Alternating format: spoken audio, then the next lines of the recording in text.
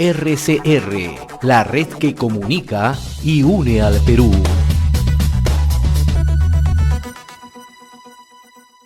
Bien, vamos a dar la bienvenida a esta hora. Agradecemos la participación del doctor Ernesto Blume Fortini, expresidente del Tribunal Constitucional, por su tiempo aquí en RCR. Doctor Blume, muchas gracias por este contacto. Buenas tardes. Doctor, queremos precisamente su apreciación respecto a esta situación que estamos viviendo en nuestro país. Bueno, la crisis política, muchos dicen que aún no se ve la luz al final del túnel, ¿no? ¿Cómo vamos a salir nosotros de esta situación generada por el gobierno? Y precisamente se ha presentado ya una tercera moción de vacancia. Anteriormente no le dieron luz verde, los congresistas, no se llegó al voto necesario. ¿Cómo usted aprecia esta tercera vez de esta moción de vacancia que se va a presentar en el Congreso? Bueno, yo considero que esta es una oportunidad importante que tiene el Congreso de la República para actuar con la madurez suficiente que le permita reunir el número de votos que correspondan y lograr la vacancia de un gobierno que lamentablemente no da la talla, como lo he dicho en varias oportunidades. He tenido la ocasión de revisar gran parte de la moción presentada en la cual se formula la vacancia y es bastante sustentada. Esta moción, por un lado, hace referencia a una serie de actos que constituyen pruebas de desmantelamiento de la administración pública y copamiento, con riesgo de funcionamiento de la gobernabilidad y el futuro del país. Luego hay otra parte relativa a los vínculos del gobierno con la corrupción y que alude a toda la fundamentación que hizo la fiscal de la Nación en la denuncia constitucional. Luego, graves faltas éticas partiendo desde el plagio y otras más, y también la vulneración de la separación de poderes y del equilibrio de poderes y actos de presunta corrupción a nivel del poder legislativo. Es una solicitud de vacancia, desde mi punto de vista, bastante bien formulada, que debería motivar una profunda reflexión en los señores congresistas, porque yo creo que no podemos engañarnos. Aquí la intención que hay detrás de este pedido de vacancia es lograr la disolución del Congreso dentro de un plan que tiene el gobierno y que está reflejado inclusive en su plan de gobierno presentado al Jurado Nacional de Elecciones con motivo de la inscripción de Perú Libre. Y es un plan que tiene un enlace continental dentro de los operativos que se vienen haciendo en lo que se refiere a la implantación del socialismo del siglo XXI, del castrochavismo, en América Latina a través de una serie de planteamientos. Entonces, aquí el problema que yo veo es que el Congreso tiene que tomar exacta dimensión del tema que tiene en sus manos, tiene que actuar con patriotismo, pensando primero en el Perú, y tiene que tomar una decisión, porque lo que nos estamos jugando es la democracia, el Estado constitucional y el orden constitucional y nuestras libertades. Es claro que el gobierno pretende disolver el Congreso para ir posteriormente hacia una constituyente e implantar sus planes originales que hasta ahora no los ha podido materializar completamente. Ahora, doctor Blume, lo importante es que se consigan los votos, pues, ¿no? Para que proceda esta vacancia, que son 87, y ese ha sido el problema anteriormente de las dos anteriores que no se llegaron a esta situación.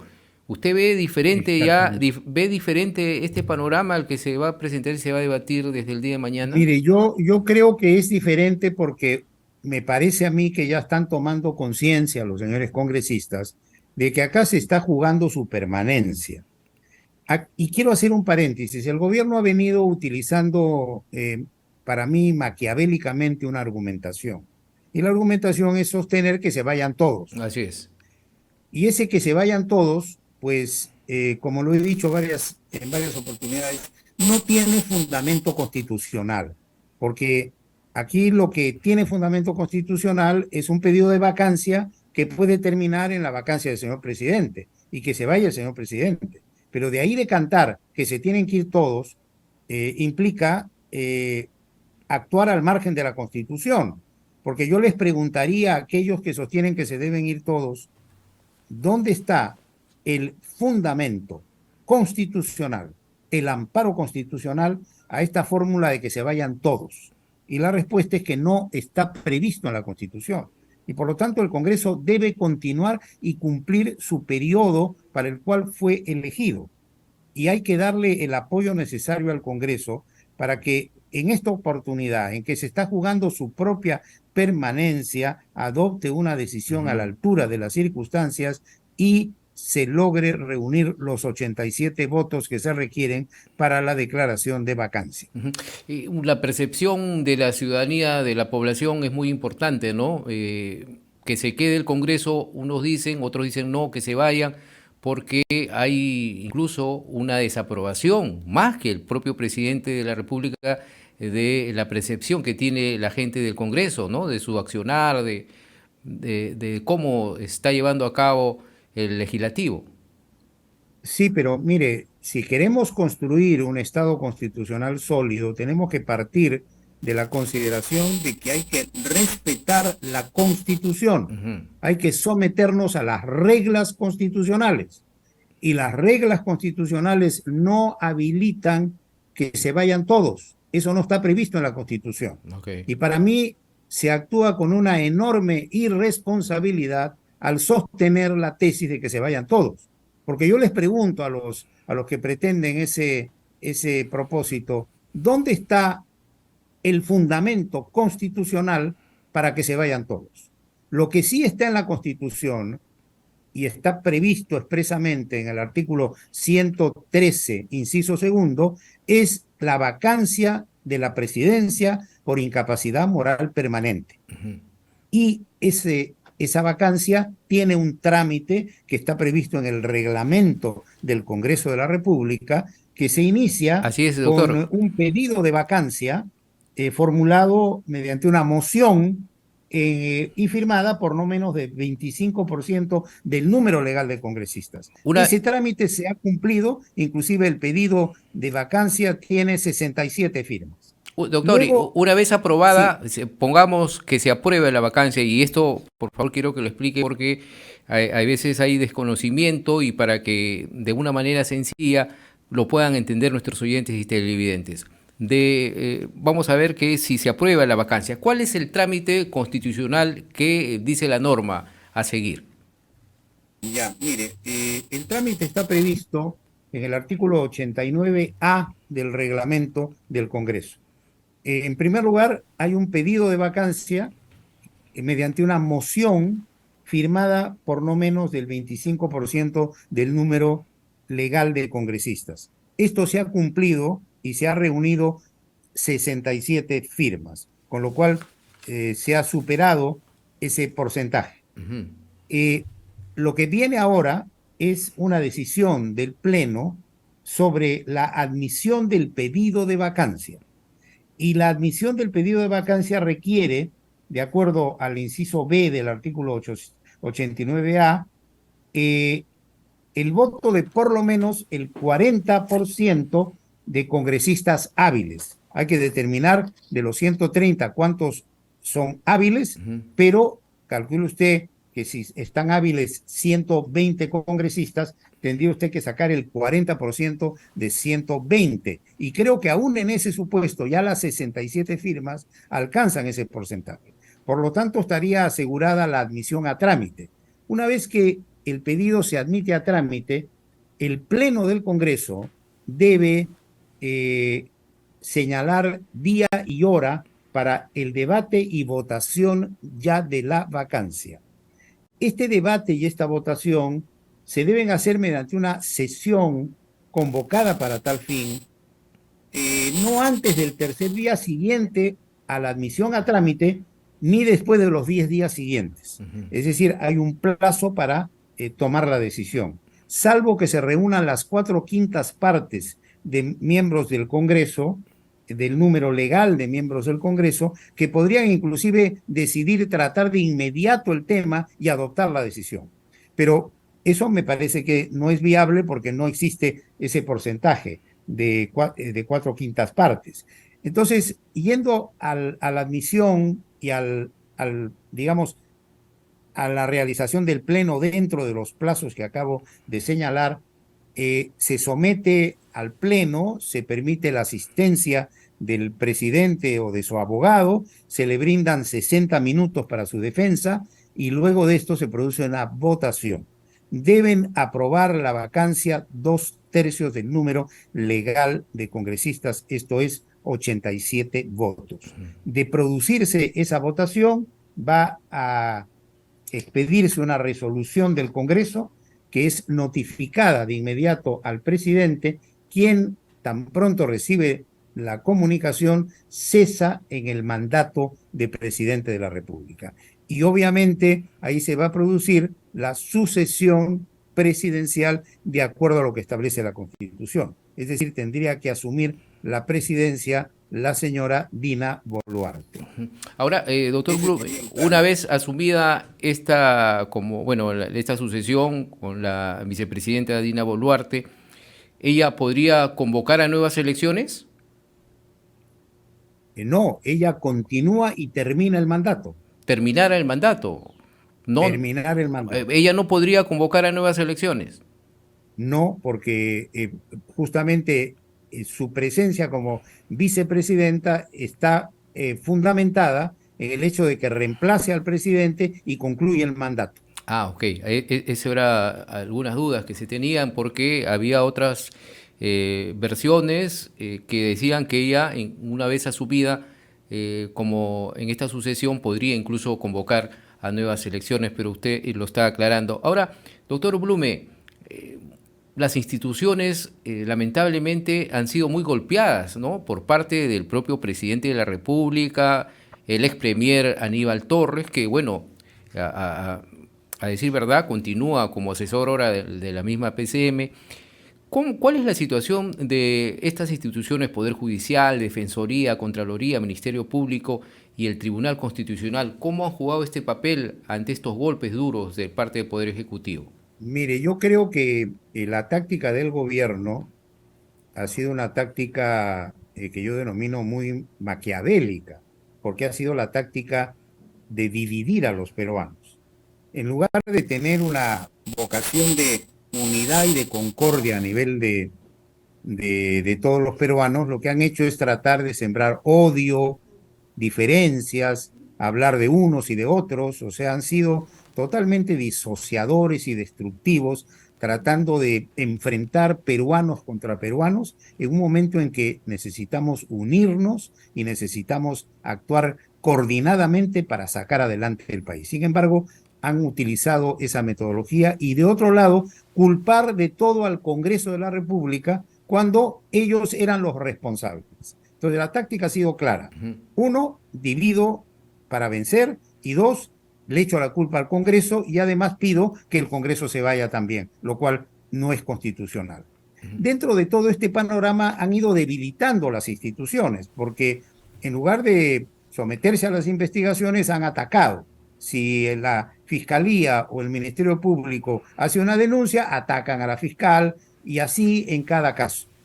Y el señor Aníbal Torres se ha convertido pues en un experto en tratar de enfrentar y crear situaciones de tensión en lugar de distender y de buscar la concordia nacional, incumpliendo con un deber patriótico, porque lo patriótico es pensar en todos los peruanos y no estar creando este tipo de problemas. Pero sin embargo yo pienso que en este momento la situación del gobierno es sumamente débil, es decir, el gobierno está en una situación de debilidad, de desesperación y está actuando precipitadamente. ¿Y por qué? Primero porque hay un nivel nacional de desaprobación al presidente del 70% y en Lima el 90% de los ciudadanos desaprueba la gestión del presidente. De otro lado, las instituciones, no obstante a que han sido golpeadas y han tratado de ser deterioradas por el gobierno, se han mantenido más o menos en un nivel de independencia. En el caso del Poder Judicial, en el caso del Ministerio Público, en el caso del Congreso de la República, que tiene una mayoría opositora, en el caso del Tribunal Constitucional, en el caso de la Defensoría del Pueblo, en el caso de la Contraloría General de la República. Es decir, el gobierno no maneja esas instituciones. Y por el lado de la sociedad civil han surgido ya voces desde el Colegio de Abogados de Lima y reuniones y asociaciones de empresarios que también han salido al frente. Y los medios de comunicación, felizmente, ya se han dado cuenta de cuáles son las reales intenciones de este gobierno y entonces han salido a sumarse a una posición de cuestionamiento y de crítica.